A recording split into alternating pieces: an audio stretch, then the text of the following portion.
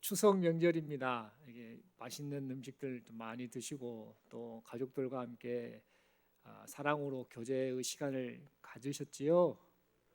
예, 아침 못 드시고 오신 분 많이 계신가요? 예, 이 추석 명절 맞이해서 우리가 늘 하나님의 은혜다, 하나님이 여기까지 인도하셨다, 그 사실을 우리 자신이 느끼고 고백할 뿐만 아니라 함께하는 가족들, 친족들에게도 이 사실을 늘 자랑하고 증거하고 또 이 자랑하고 증거하는 것들이 다른 사람들에게까지 나타나는 그런 계기가 되는 그런 이 추석 명절이 되었으면 좋겠습니다. 이 시간에 함께 예배하는 우리 사랑하는 성도들 서로 보며 이렇게 인사하면 좋겠습니다. 오직 하나님의 은혜입니다. 이렇게 인사하겠습니다. 예. 그 좀 많이 오셨네요. 생각보다. 보통 추석 명절 때 좀 많이 이동을 많이 하시는데 코로나 때문에 그런지 많이 이동을 못 하신 것 같기도 하고 또 다른 곳에서 또 함께 지금 이곳에 오셔서 예배 드리신 분도 있는 것 같은데 함께 예배하는 이 순간 우리 하나님 은혜 베푸셔서 많은 은혜 또 도전 또 하나님 앞에 신앙의 결단 순종이 나타나는 귀한 시간 되시기를 간절히 소망합니다. 저는 이 시간 복을 주옵소서라는 제목 가지고 함께 하나님 말씀 받기를 원합니다. 예전에 제가 그 중국에 단기 선교를 아이들 데리고 학생들 데리고 갔던 적이 있습니다. 한 5년 정도 전이었던 것 같습니다. 중국에 제가 한 서너 번 정도 단기 선교 다녀왔던 기억이 나는데 그 중국에 갔을 때 제가 독특한 것을 목격했던 적이 있습니다. 그것은 그 중국 집들마다 문 앞에 글자 하나를 붙여놨는데 아실 분은 아실 수도 있는데 그 복자 있지 않습니까? 복 받는 복의 복자 이 복 한자로 복자를 이 문 앞에다가 글씨를 써서 딱 붙여놨던 것을 제가 목격한 적이 있습니다. 그런데 중요한 특징은 이 붙여놓은 글씨를 그대로 붙이지 않고 거꾸로 위가 아래로 가게끔 이렇게 붙여놨더라고요. 그래서 저 복자를 왜 저렇게 붙여놨습니까? 물었습니다. 한 집이 아니라 이 집 저 집 전부 그렇게 붙여놨던 것을 보고 왜 글자를 반드시 붙여놓지 않고 거꾸로 뒤집어 놨답니까? 라고 물었더니 중국 사람들은 이 복이 이제 자기네 집에 도착하기를 원하고 복이 임하기를 원하는 마음으로 복 받기를 원하는 마음으로 부자 되기를 원하는 마음으로 이 복자를 거꾸로 뒤집어서 붙여 놓는다라고 합니다. 그래서 참 부자 되고 싶고 복 받기를 원하는 그들의 마음이 이렇구나라는 사실을 확인했던 적이 있습니다. 그리고 이 중국 사람들은 그 숫자 1, 2, 3, 4, 5, 6, 7, 8, 9, 10 가운데 제일 좋아하는 숫자가 무엇인지 아십니까? 예, 팔자 아시는 분 계시죠? 이 팔자를 제일 좋아한답니다. 왜 그런가 봤더니 돈을 벌다라는 뜻의 파차이라는 단어, 파차이라는 단어, 돈을 벌다라는 뜻의 이 파차이라는 단어와 소리가 비슷한 팔 자체가 빠로 발음을 하더라고요. 태국이 아니라 중국에서는요. 그래서 빠 하는데 이 비슷한 발음이다 그래서 팔자를 보면 이 팔자가 우리에게 이제 복을 준다, 복이 임한다. 라고 이렇게 생각을 하면서 숫자 팔자를 굉장히 많이 좋아한다고 합니다. 그래서 이 자동차 같은 경우 중국 사람들이 탔을 때 자동차 차 번호가 8888 이렇게 처음부터 끝까지 8888을 타고 다니는 사람이 있는데 이 8888 번호를 타고 있는 사람이 어떤 사람이냐면 대부분이 어마어마한 부자이거나 아니면 공산당 이제 그 중국 정부의 거기 상당히 고위직 간부 이런 사람들이 8888 이 번호의 차를 탔는다고 합니다. 어쨌든 그만큼 다 복받고 싶어한 거. 이 팔자 자체가 의미하는 것이 돈을 벌다라는 그런 그 목적 뜻을 가지고 돈이 우리 집에 많이 조금 있었으면 좋겠다. 복이 임했으면 좋겠다. 이런 생각을 가지고 그렇게 행동을 한다고 합니다. 그리고 예전에 그 단기 선교 갔을 때 중국에서 제가 독특한 것을 하나 목격을 했는데 차 안에서 차를 탔는데 버스를 타든지 개인 또 중국에 있는 그분의 그 승용차를 탔든지 보면 차 안에 조수석 앞부분에 작은 그 조각상 하나를 이렇게 붙여놨더라고요. 올려놓고 그것을 계속해서 관심 있게 보는 그 중국인들을 봤는데 저걸 왜 저렇게 행동을 하나 하고 또 물었습니다. 근데 그 조각상이 뭐였는가? 바로 예전에 그 중국의 지도자였던 모택동 씨 있지 않습니까? 이분의 얼굴을 이 형상을 그 조각상으로 해서 거기다 사람들이 다 놓는 것이죠. 왜 그런가 봤더니 그 이유가 이제 그분을 좀 숭배하고 존중하는 그런 차원의 뜻도 있지만, 사실 이 모택동이라는 분이 얼굴이 어디에 많이 나와 있냐면 중국 사람들의 화폐, 종이돈에 전부 그려져 있습니다. 그래서 그 의도는 뭐냐면 돈이 좀 많이 있었으면 좋겠다, 돈이 많이 벌었으면 좋겠다, 돈 하는 마음으로 모택동 그것이 차 안에 조각상이 있으면서 그걸 보고 부자 되기를 꿈꾸는 그런 염원이 포함되어 있다라는 말을 들었던 적이 있습니다. 어쨌든 중국 사람들이 참 복받기를 원하는구나라는 사실을 알게 되는 것이죠. 그런데 제가 살다 왔던 태국에서도 이와 비슷한 게 있습니다. 태국에 가보면 여러분들 혹시 다음에 관광을 간다든지 단기 선교를 간다든지 할 때 그 운전수들이 운전을 하면서 하는 그 버스 안에 조수석 바로 앞부분 모퉁이에 독특한 게 하나 걸려 있는 것을 여러분들이 발견하실 겁니다. 그게 뭔가 음료수가 한 병씩 걸려 있습니다. 음료수가 걸려 있는데 어떤 음료수냐? 우리나라로 말하면 환타 음료수, 색깔이 있는 오렌지색, 포도색 이런 음료수가 다 거기에 꽂혀 있습니다. 그런데 뚜껑을 열어놓습니다. 열어놓고 거기에 빨대가 하나 딱 꽂아 있으면서 그게 조수석 바로 앞쪽에 걸어놓는 것을 보게 됩니다. 처음에 이걸 보고 이 저 운전수가 참 친절하다. 이 버스 탄 사람들 손님들한테 가끔가다 이렇게 갈증난 사람이 있으면 음료수 주려나 보다. 이런 생각도 했는데 사실은 그 음료수를 걸어놓은 이유가 뭐냐? 귀신 먹으라고, 귀신 마셔라고. 즉 귀신이시여 오늘 운수 대통하게 해주세요. 안전운전하게 해주시고 오늘 돈도 많이 벌게 해주세요. 귀신이여 요거 드시고 이제 복 좀 주세요 라는 의미로 그렇게 음료수를 걸어 놓는다고 합니다. 그런데 빨대는 왜 꽂아놨는가? 태국 사람들은요 음료수를 마실 때 입 대고 안 마십니다. 꼭 빨대를 대고 마시거든요. 귀신도 태국 귀신은 이제 빨대에 꽂고 음료수 마셔야 되는가 생각을 했던지 꼭 빨대를 꽂아 놓습니다. 그러다가 이제 더우니까 이게 증발을 하잖아요. 음료수가 또 줄어들면 또 새 걸로 바꿔 놓습니다. 자기네들은 이거 귀신이 마셨다 이렇게 생각할 수 있겠죠. 말도 안 되는 그런 생각을 갖는 이 태국 사람들의 모습을 봤던 적이 있습니다. 즉 이들도 복 받고 싶은 마음이 가득한 겁니다. 어떻게 해서든지 부자 되어야 하는데, 어떻게 해서든지 운수 대통해야 되는데, 이런 생각을 가지고 그런 행동을 했던 겁니다. 그러면 우리들은 어떤가요? 우리나라 사람들은 어떤가요? 지금 우리가 추석 명절을 보내고 있지요. 추석 명절을 보내고 있는데 우리나라 사람들도 이 추석 명절을 보내며 주로 거의 하는 게 대부분 성묘한다라는 말들을 많이 하죠. 성묘, 살필성, 묘자, 무덤을 살핀다라는 의미로 성묘한다라고 하지요. 그래서 우리 조상님들에게 가서 성묘하는 분들, 예수 믿는 사람들은 그렇게 절을 하고 이러지는 않습니다만, 예수가 믿지 않는 다른 분들은 그렇게 행동을 하면서 나름대로 효를 하는 것 같은데 결정적으로 반응하는 모습이 있습니다. 그게 뭐냐? 이 절을 하고 그런 성묘를 하면서 그들의 목적을 분명하게 표현을 하죠. 조상님, 이번에 제가 이런 꿈을 가지고 있고 계획을 가지고 있는데 잘 되게 해주세요. 복을 주세요 라고 하면서 그렇게 성묘하는 행동을 보게 됩니다. 결국은 이런 행동을 통해서 복을 추구하는구나. 사람의 본능 자체가, 본심 자체가 복받기를 원하는구나 라는 사실을 우리가 확인하게 됩니다. 사람들은 이 복이라고 하는 공통적인 목적을 가지고 지금 이렇게 살고 있구나. 사회가 다르고 사는 곳이 다르고 문화가 다를 뿐이지 사람들의 마음속에는 똑같이, 누구든지 똑같이 복에 대한 갈망이 가득하구나라는 사실을 우리가 깨닫게 됩니다. 그런데 여러분, 성경은 사람에게 복을 주시는 분은 하나님이시다라고 우리에게 분명하게 가르쳐주고 있습니다. 피조물이나 사람들이 어리석게 숭배하는 우상들, 이런 것들이 사람에게 복을 주는 것이 아니라 만물을 창조하신 하나님께서 인간에게 복을 주신다. 복은 하나님이 주시는 것이다 라고 분명하게 가르쳐주고 있습니다. 여러분, 창세기 26장 2절, 3절, 4절과 창세기 26장 12, 13절을 보면은요, 하나님께서 아브라함의 아들 이삭에게 복을 주시겠다라고 약속을 하셨고 또 그 약속대로 이삭에게 실제로 복을 주셔서 이삭이 복을 누리게 되었음을 분명하게 기록하고 있습니다. 창세기 26장 2절, 3절, 4절 말씀 이렇게 기록하고 있습니다.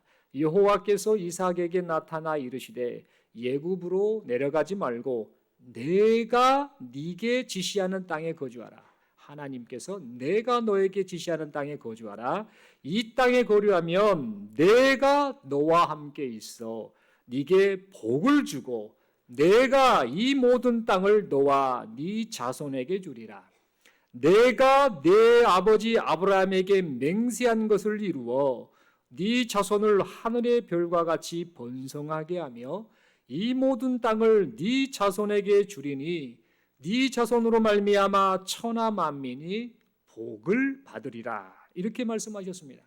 그리고 이 약속의 결과가 어떻게 나타났는가? 창세기 26장 12, 13절 말씀에서 이삭이 그 땅에서 농사하여 그 해에 100배나 얻었고, 그 다음 말씀이 중요하죠. 여호와께서 복을 주심으로, 다른 데서 복이 온 것이 아니라 여호와께서 복을 주심으로 그 사람이 창대하고 왕성하여 마침내 거부가 되어라고 이렇게 말씀을 하고 있습니다. 여러분, 이처럼 하나님께서 이삭에게 복을 주시겠다라고 약속하셨고, 하나님께서 그 약속하신 바대로 이삭에게 복을 주셔서 이삭이 복을 누리게 되었다라는 사실입니다. 이러한 사건은 단순히 이삭에게만 임한 것이 아니죠. 요셉에게도 똑같이 이런 그 복이 임했음을 보게 됩니다. 우리는 요셉의 삶을 통해서도 복은 하나님이 주시는 것이구나라는 사실을 확인할 수 있습니다. 요셉이가 17살에 형들의 그 시샘에 의해서 애굽 땅으로 팔려가고 말았죠. 팔려가서 노예 신세가 되고 인생이 완전히 꼬여버린, 인생이 끝나버린, 더 이상 희망이 없는 비참한 인생으로 전락하는 것 같았으나 중요한 것은 그곳에서도 낯선 이방 땅, 애굽 노예 생활 속에서도 하나님께서 요셉과 함께 하셨습니다.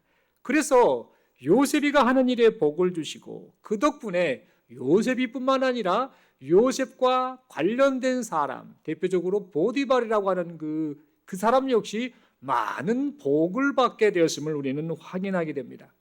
창세기 39장 5절 말씀이 이렇게 표현하고 있지요. 그가 요셉에게 자기의 집과 그의 모든 소유물을 주관하게 한 때부터 여호와께서 요셉을 위하여 그 애굽 사람의 집에 복을 내리심으로 여호와의 복이 그의 집과 밭에 있는 모든 소유에 미친지라. 여러분, 요셉이가 이 보디발의 집에서 노예 생활했을 때만 하나님이 그에게 복을 주셨던 것이 아니라 또 인생에 꼬이지요. 이 자신의 주인 보디발의 아내가 음탕한 짓을 하기 위해서 요셉이를 꼬드겼다가 그것을 거절하자 오히려 모함해서 요셉이가 감옥에 들어가는 일이 있었지 않았습니까? 이 감옥에 들어갔을 때도 중요한 것은 하나님께서, 복의 근원 되신 하나님께서 요셉이와 함께 하시니까 이 요셉이가 범사에 형통하게 되었음을 보게 됩니다. 창세기 39장 23절 말씀이지요. 간수장은 그의 손에 맡긴 것을 무엇이든지 살펴보지 아니하였으니 이는 여호와께서 요셉과 함께 하심이라. 여호와께서 그를 범사에 형통하게 하셨더라라고 이렇게 분명하게 말해주고 있습니다. 여러분, 이처럼 사람에게 복을 주시는 분은 누구이십니까? 하나님이십니다. 사람이 아무리 발버둥치고 머리를 쓰고 빌고 별짓을 다 한다 할지라도 복을 주시는 분, 복의 근원 되시는 분은 우리가 믿고 섬기는, 우리가 사랑하는, 우리를 사랑하시는 하나님, 우리 아버지 하나님이시다라는 사실을 우리는 잊지 말아야 합니다. 그러므로 우리는 복의 근원 되시는 하나님만을 바라보며 하나님의 복 주심을 구하는, 하나님의 복 주심을 기대하고 간구하는 우리 모두가 되어야겠습니다. 그런데 때때로 어떤 사람들은요, 하나님께 복을 구하는 것을요, 그건 무조건 말하기를 그건 기복주의야, 그것은 복을 구하는 것은 잘못된 거야 라고 하면서 그렇게 매도해 버리는 사람들이 있습니다. 그래서 영적인 것만을 구하는 것을 이 마치 신실한 성도의 모습인 것처럼 약간 그것을 방향을 왜곡시키는 경우가 간간히 있습니다. 하지만 우리가 함께 오늘 보셨던 이 본문의 말씀에 이 등장하는 야베스라는 사람, 이 사람의 그 보여준 이 행동은요, 성도도 여기 모인 우리 모두도 하나님께 복을 구해야 함을 잘 말해주고 있습니다. 여러분, 야베스는 이 성장 배경이 상당히 순탄치 않았던 사람입니다. 이 야베스라는 이름에서 알 수 있듯이 이 야베스는 많은 고통과 역경 속에서 살아왔습니다. 그의 어머니가 그의 이름을 지어줬는데, 야베스라고 이름을 지어줬는데, 이 야베스라는 이름의 뜻이 뭐냐면요, 내가 수고로이 낳았다. 다시 말해서 고통 중에서 낳았다. 다시 말해서 야베스라는 이름의 뜻은 고통이라는 뜻을 가진 그런 이름입니다. 이 복의 사람으로 상징되는 야베스의 진짜 이름의 뜻은 고통, 근심, 염려 이런 것들을 의미하는, 괴로움 이런 것들을 의미하는 그런 단어라는 것이죠. 야베스의 어머니가 아들의 이름을 이렇게 지은 것으로 봐서 아마 이 야베스가 출생할 때에 남편이 죽어버렸거나 아니면 집안에 우환이 가득 차서 큰 어려움을 겪었던 것으로 우리는 추측할 수 있습니다. 그래서 그 고통을 잊지 않기 위해서 아들의 이름을 야베스, 즉 고통이다라고 그렇게 이름을 지어줬던 겁니다. 그리고 이 엄마의 바람이 뭐였겠습니까? 내 아들 이 야베스는 고통 없는 인생을 살았으면 좋겠다. 복을 누리는 인생을 살았으면 좋겠다라는 이런 희망이 있지 않았겠습니까? 그런데 안타깝게도 야베스가 자라면서도 성장을 해가는 과정 속에서도 이 야베스가 겪는 어려움, 고통은 끊이지가 않았던 겁니다. 야베스의 인생은 이 복과는 거리가 먼 인생인 것처럼 그렇게 여겨졌던 겁니다. 그래서 이 야베스는 결심을 하게 됩니다. 힘들다, 너무나 힘들다라고 그렇게 생각하고 결심했던 이 야베스는 안 되겠다. 복의 근원이신 하나님께 나아가야겠다. 내 힘으로는 아무것도 할 수 없으니 하나님께 매달려 내게 복을 주시고 은혜를 베풀어 주시라라고 그렇게 기도하여야겠다라고 결심을 하였습니다. 그래서 이 야베스는 자신의 처지, 자신의 형편을 하나님께 아뢰었습니다. 여러분, 오늘 본문 10절에 보면 아뢰다라는 이 말은요, 히브리어로 카라라는 단어를 사용합니다. 이 카라, 우리나라 말로 번역된 아뢰다의 이 본래 이 히브리어 원어의 의미는 카라라는 단어인데, 이 단어의 뜻은 다급하거나 곤궁할 때 도와주세요. 어떻게 하면 좋아요? 죽게 되었어요. 나 너무 힘들어요. 지쳐요라고 호소하며 부르짖는 것을 의미합니다. 그러니까 이 야베스가 하나님께 아뢰었다라는 것은 하나님, 조금 먹고 살기가 힘이 들어요. 하나님, 어찌하면 좋아요. 이 개념으로 아뢰는 것이 아니라 하나님, 내가 너무너무 힘이 듭니다. 어찌하면 좋습니까? 언제까지 이렇게 힘들게 살아야만 합니까? 라고 하며 그 마음의 속의 것을 다 끄집어서 예타는 심정으로 하나님께 부르짖으며 아뢰었다라는 것을 의미하는 겁니다. 그러니까 야베스는 공궁에 처한 자신의 형편, 어려움, 고통, 처지를 괴로워하면서 하나님께 부르짖었던 것입니다. 아무리 발버둥을 쳐도 미래가 보이지 않는 첩첩산중과 같은 자신의 현실에서 벗어날 수 있는 유일한 길은 복의 근원 되신 하나님께 부르짖는 것, 이것밖에 없다라는 사실을 깨닫고 그렇게 하나님께 부르짖었던 것입니다. 여러분, 이 야베스의 이 기도하는 모습을 보면, 이 내용을 살펴보면 아주 절박한 심정으로 하나님께 복을 주시라라고 그렇게 기도하였습니다. 뿐만 아니라 자신의 지경을 넓혀주시라라고 그렇게 기도하였습니다.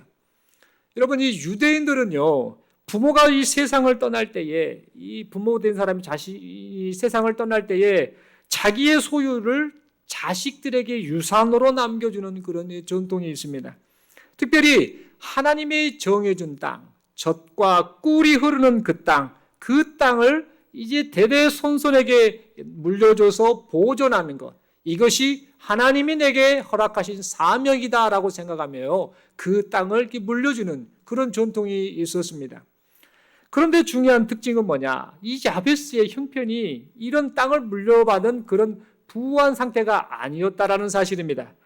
야베스가 소유한 땅은 아마도 있으나 마나 하는 아주 적은, 매우 적은 상태의 땅이었던 것으로 보여집니다. 그래서 평생을 노력하고 살아도 가난에서 벗어날 수 없는 그런 처지였던 것 같습니다. 아이고, 이대로 가다가는 입에 풀칠도 못하겠다. 하루 이틀도 아니고 계속해서 이렇게 노력을 하는데 더 이상 희망이 보이지 않네. 언제까지 이렇게 가난하게 살아야 되는가? 아무리 발버둥을 쳐도 안 되겠구나라고 하면서 그렇게 힘든 세월을 야베스는 보냈던 것으로 보여집니다. 이런 이 고통스러운 생각들, 언제까지 이렇게 살아야 되는가라는 이 생각들이 하루에도 수십 번씩 들었을 것입니다. 그래서 야베스는 하나님께 자신의 형편 처지를 아뢰었습니다. 다시 말해 부르짖어 이 사실을, 이 상황을 하나님께 전부 고백하였습니다. 하나님, 내 지경을 넓혀주세요. 가난에서 좀 벗어나게 좀 해주세요. 저도 좀 잘 살게 해주세요. 라고 그렇게 하나님께 기도하였던 겁니다. 여러분, 어찌 보면 우리 신앙생활하는 우리 입장에서 이게 너무 인간적인 거 아닌가, 너무 세속적인 요구가 아닌가라고 생각할지 모르나 야베스는 지금 자신의 그 처한 상황 속에서 자신의 형편을 하나님께 솔직히 아뢰는 그런 기도를 드렸습니다. 또한 이 야베스는 하나님께서 자신을 도와주셔서 환난에서 벗어나 근심이 없게 해주시라라고 그렇게 기도하였습니다.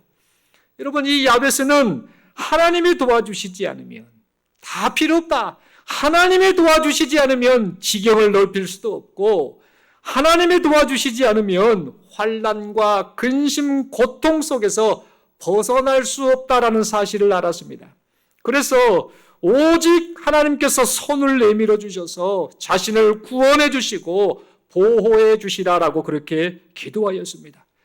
여러분, 야베스에게 있어서 의지할 분, 오직 의지할 분은 하나님밖에 없었던 것입니다. 그런데 여러분, 중요한 특징이 있습니다. 야베스가 구하는 것을 하나님께서 어떻게 반응하셨습니까? 허락하셨다라고 말합니다. 그 인간적이고 세속적인 것 같은 그런 기도였을지 모르나 그 기도를 하나님이 들으시고 응답하여 주셨던 것입니다. 그뿐만 아니라 하나님께 기도하며 하나님과 교제하며 살았던 이 야베스를 그의 형제보다 귀중한 자다라고 그렇게 하나님께서 인정해 주셨음을 보게 됩니다. 이 모든 것이 복의 근원이신 하나님께 나아가서 복의 근원이신 하나님께 기도함으로 얻게 된 복이었던 것입니다. 사랑하는 성도 여러분, 성도는 하나님께서 복의 근원 되심을 믿고 사는 사람들입니다. 복의 주체가 하나님이심을 믿고 사는 사람들입니다. 아무리 어렵고 힘든 상황에 처해 있다 할지라도 하나님이 허락하시면 하루아침에라도 고통에서 벗어날 수 있다라는 사실을 믿고 사는 사람들, 그들이 누구냐? 바로 여기 모인 우리, 즉 성도들인 것입니다. 열심히 수고해도 얻지 못하는 결과물 때문에 낙심하고 절망했다 할지라도 내 형편을 아시는 하나님께 부르짖어 기도하고 또 기도하면 듣고 계시는 하나님께서 반드시 응답해 주실 것이다 라고 믿고 사는 사람들, 그가 바로 성도인 것입니다. 그런데 여러분, 이 성도인 우리가, 이러한 성도인 우리가 복은 받고 싶고 또 복은 누리고 싶어 하는데 복의 근원이신 하나님께 기도하는 것에는 관심을 가지 않을 때가 있습니다. 하나님께 복을 구하지 않으면서 신세 한탄만 하고 하나님을 원망하는 경우가 있습니다. 또한 세상 사람들처럼 세상 방식을 따라서 그 복을 쟁취해 보려고 할 때가 있습니다. 여러분, 하나님 보시기에 이 얼마나 어리석고 악한 모습입니까? 하나님께서 우리에게, 성도들에게, 자기 백성들에게 네 입을 넓게 열라, 내가 채우리라라고 그렇게 약속의 말씀을 주셨는데 그 약속을 믿지 못하거나 입을 벌려 하나님이 주신 복을 받아먹는 것까지라도 귀찮아하여서 하나님께 기도하지 않는다라고 한다면 이 모습을 보시는 하나님께서 얼마나 한심스러워하고 안타까워 하시겠습니까? 자신이 겪는 어려움과 고통에서 벗어나려고 이 사람들에게 얼마나 사정 이런 것들을 우리는 잘 압니까? 그런데 복의 근원 되시는 하나님께 사정하는 일에는 게을리하고 있다라고 한다면 하나님께서 이런 우리를 보고 뭐라고 말씀하시겠습니까? 네가 나를 복의 근원이다 라고 그렇게 입으로는 고백하고 인정하지. 그런데 복의 근원인 나를 떠나서 지금 네가 어디에다 손을 벌리고 그렇게 사정하고 있느냐?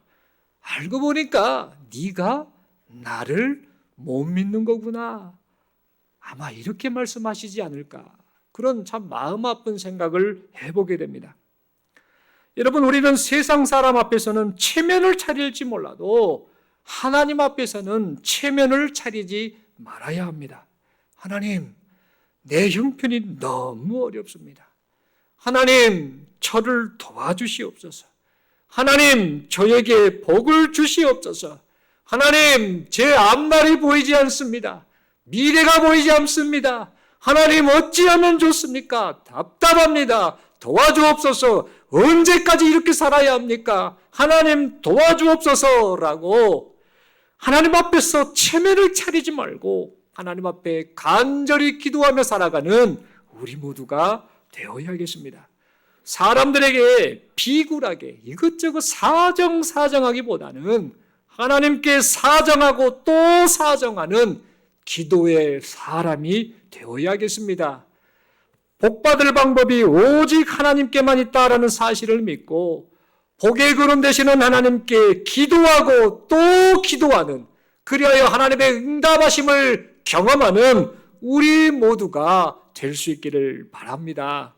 여러분, 종교개혁자 마틴 루터는 다음과 같은 말을 했습니다. 제단사, 옷을 만드는 이 제단사는 옷을 만드는 일을 하고 구두 수선공은 구두를 고치는 것이 주 업무다라고 한다면 그리스도인의 주 업무는 기도입니다라고 그렇게 말을 했습니다.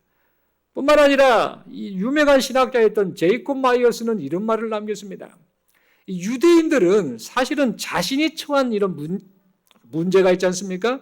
문제, 고통, 어려움이 있으면 이 어려운 상황을 바꾸기 위해서 자신들의 이름을 개명을 해버리는 전통이 있다고 합니다. 내 이름이 야베스, 고통이란 뜻이니까 이름을 바꿔버려야겠다. 이제 기쁨이나 복을 의미하는 이 바라크로 바꿔버려야겠다. 이렇게 생각하지 않겠습니까? 내 이름을 바꾸면 내 어려운 상황이 바뀔 거야, 좋아질 거야 라는 기대감을 가지고 유대인들이 이름을 개명하는 일이 있는데, 이 제이콥 마이어스는 이런 말을 합니다. 그리스도인, 기독교인은 기도로 삶의 실패를 바꾸어 나가는 사람이다라고 그렇게 말을 합니다. 우리는 다른 환경을 바꾸고 이름을 바꾸고 이것저것을 바꾸는 존재가 아니라, 그것을 바꿔서 복을 받으려고 하는 존재가 아니라 하나님 앞에 기도함으로, 복의 근원 되시고 응답하시는 하나님께 기도함으로 복을 받고 어려움을 극복하는 존재다라는 사실을 잊지 말아야 합니다.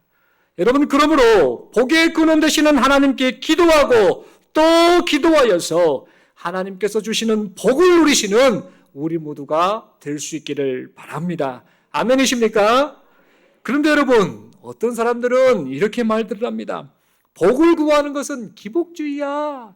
어떻게 그렇게 세속적인 것을 구해? 육적인 복을 구해? 영적인 복을 구해야 돼. 그게 성도의 참모습이야. 세속적인 복을 받기 위해서 기도하면 안 돼. 이렇게 말씀하는 사람들이 간간히 있지요. 그런데 여러분, 제가 하나 이 시간에 질문을 하나 드리겠습니다. 세속적인 복을 구하면 안 돼. 부자 되는 거 구하면 안 돼. 영적인 복을 구해야 돼. 라고 말하는 사람과 기복주의로 평가를 받는다 할지라도 하나님 살려주세요. 복을 주세요. 가난하지 않게 해주세요. 도와주세요. 라고 그렇게 기도하는 사람, 이 두 사람 중에 여러분을 가만히 생각해 보세요. 누가 더 하나님께 많이 기도하던가요? 가만히 가만히 생각을 해보십시오. 교회에 와서 어렸을 때부터 신앙생활을 해오며 쭉 보면은요, 오히려 세속적인 기도인 것 같고 인간적인 기도인 것 같아 보이는다 할지라도 그 어려움 사정을 가지고 하나님 앞에 나와서 기도하는 사람들은요, 오히려 영적인 것을 추구하는 사람보다 더 기도를 많이 하더라는 겁니다. 무슨 말씀을 드리려고 하느냐? 세속적인 기도를 많이 하세요? 인간적인 기도를 많이 하세요? 이것을 합리화시키려고 제가 변명으로 삼아 말씀드린 것이 아니라 그 기도의 시간, 복의 근원은 하나님이셔. 하나님을 도와주셔야 돼. 하나님 없이는 살 수 없어라고 기도하며 하나님께 교제하는 시간을 많이 갖는 사람이 오히려 하나님 보시기에는 가치 있는 성도의 모습이다라는 사실입니다. 여러분, 야베스는 가난 때문에, 고통 때문에, 깊은 한숨이 나오는 자신의 처지 때문에 하나님께 기도했습니다. 우리가 흔히 말하는 기복주의자들처럼 그렇게 복을 구했습니다.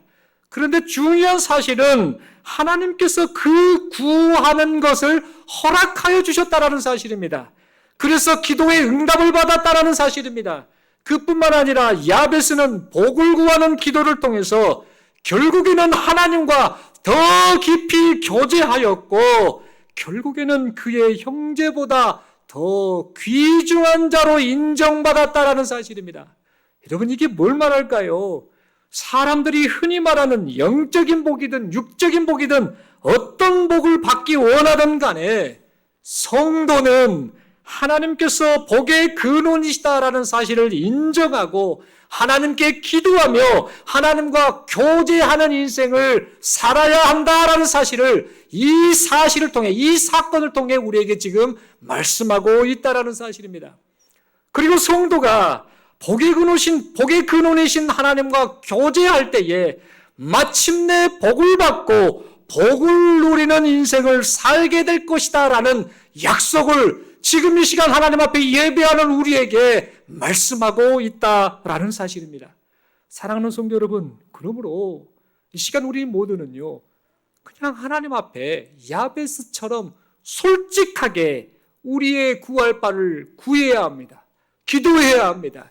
그것이 세속적인 기도든 인간적인 기도든 사람들이 보기에 이것저것을 평가하는 그런 기도를 할지라도 복의 근원은 하나님이시다라는 사실을 인정하며 모든 인생의 문제, 고통, 아픔을 하나님 앞에 가지고 나와서 하나님 도와주옵소서, 하나님 복을 주옵소서라고 그렇게 기도하는 우리 모두가 되어야겠습니다.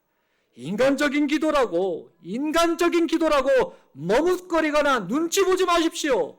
여러분, 우리가 잊지 말아야 할 것이 있습니다. 성도도 똑같이 세상 사람들과 똑같이 현실을 살아가고 있습니다. 똑같이 경제활동을 하고 똑같이 이런저런 고생을 하며 똑같이 살아가고 있습니다. 똑같이 현실을 살아가고 있기 때문에 이 현실 속에서 복을 구하고 복받는 사람으로 사는 건 역시 매우 중요합니다. 하나님께서는 자기 자녀들이 평생 고생만 하다가 그렇게 고생만 하다가 천국에 들어가는 것 이거 원치 않으신다라는 사실입니다. 하나님께서는 성도가, 여러분이, 제가 잘 되기를 원하십니다. 그리고 하나님께서는 우리 모두가 하나님께서 주신 복을 받아 누리고 이 받은 복을 가지고 오히려 함께하는 이웃들에게 나누어주는 그런 복된 인생 살기를 원하신다라는 사실입니다. 사랑하는 성도 여러분, 복 받기를 원하십니까? 아멘이십니까? 아멘 안 하시는 분은 사람 눈치 보실 거 없다니까요. 복 받아야지요. 복의 근원이신 하나님이 주시는 것이 복인데 여러분, 복 받기를 원하십니까? 그렇다면 하나님께 나아가십시오. 여러분, 복 받기를 원하십니까? 그렇다면 하나님께 기도하십시오. 하나님만이 복의 근원이심을 믿고 바라보면서 하나님께 복을 구하시고 여러분의 형편과 처지와 아픔과 고통, 이 모든 것들을 사람 앞에 비굴하게 사정하지 마시고 하나님 앞에 사정하며 하나님 앞에 부르짖으며 하나님이 주시는 복을 누리시는 우리 모두가 될 수 있기를 소망합니다. 그리하여서 복의 근원 되시는 하나님께 우리의 형편을 모두 아뢰어서 부르짖어서 하나님이 주시는 복을 받고 그 복을 누리고 그 복을 함께하는 이웃에게 나누는 복된 인생을 살아가시는 여기 모인 우리 모두가 될 수 있기를 간절히 소망합니다. 시편 73편 28절 말씀, 이 말씀 우리 함께 읽고 설교를 마치고자 합니다. 우리 함께 읽겠습니다. 하나님께 가까이 함이 내게 복이라. 내가 주 여호와를 나의 피난처로 삼아 주의 모든 행적을 전파하리이다. 아멘. 사랑하는 성도 여러분, 복 받으시길 바랍니다. 제가 복복하니까 기복주의 목사로 착각하지 마세요. 핵심이 뭐냐? 하나님께로 가까이 가십시오. 하나님만 바라보십시오. 하나님이 복의 근원 되십니다. 그분 앞에 아뢰고 기도하고 형편을 아려서 하나님이 주신 그 많은 형통의 복을 누리셔서 나만 잘 먹고 잘 사는 인생 살지 마시고 세상 가운데 그 복을 나누어주고 예수 그리스도를 증거하며 살아가는, 생명을 살리는 일에 최선을 다해 살아가시는 여기 모인 우리 모두가 될 수 있기를 간절히 소망합니다. 마지막으로 서로에게 이렇게 인사하겠습니다. 하나님, 저에게 복을 주옵소서. 웃지 마시고 가슴에 손을 딱 대시고 정말 소망하는 마음으로 하겠습니다. 하나님, 저에게 복을 주옵소서. 그 옆에 분 앉아 계시죠? 옆에 분을 향해서 하나님, 이분에게 복을 주옵소서. 마지막으로 한 번 더 인사합니다. 하나님, 우리에게 복을 주옵소서. 아멘이십니까?